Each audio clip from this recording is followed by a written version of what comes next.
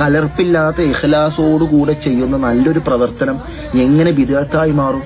ഇബ്നു മസ്ഊദ് റളിയല്ലാഹു അൻഹുവിൻ്റെ കാലഘട്ടത്തിൽ ചില ആളുകൾ അവർ പള്ളിയിൽ ഒരുമിച്ച് കൂടുകയും സുബ്ഹാനല്ലാഹ്, അല്ലാഹു അക്ബർ, ലാ ഇലാഹ ഇല്ലല്ലാഹ് എന്നിങ്ങനെ ഒരു പ്രത്യേക രൂപത്തിൽ ചൊല്ലുകയും ചെയ്തു. ഇത് കണ്ട ഒരു സ്വഹാബി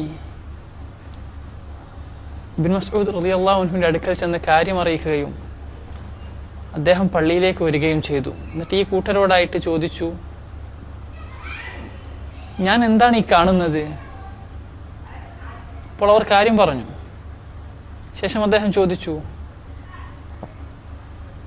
എത്ര പെട്ടെന്നാണ് മുഹമ്മദ് നബി സല്ലല്ലാഹു അലൈഹി വസല്ലമയുടെ ഉമ്മത്തെ നിങ്ങൾ നശിച്ചുകൊണ്ടിരിക്കുന്നത്? ഇതാ അള്ളാഹുവിൻ്റെ റസൂലിൻ്റെ സ്വഹാബിമാർ ഇപ്പോഴും ജീവിച്ചിരിപ്പുണ്ട്. അവിടുന്ന് ഉപയോഗിച്ച വസ്ത്രം നുരുമ്പിയിട്ടില്ല. അവിടുന്ന് ഉപയോഗിച്ചിരുന്ന പാത്രങ്ങൾ അവ ഉടഞ്ഞു പോയിട്ടുമില്ല. എൻ്റെ നഫ്സ് ഏതൊരുവൻ്റെ കയ്യിലാണോ അവൻ തന്നെ സത്യം.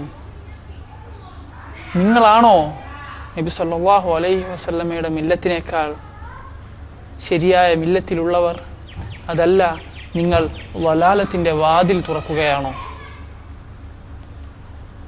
ഇത് കേട്ട അവർ പറഞ്ഞു, ഓ അബു അബ്ദുറഹ്മാൻ, അള്ളാഹു ആണേ സത്യം, ഞങ്ങൾ ഖൈർ മാത്രമാണ് ഉദ്ദേശിച്ചത്.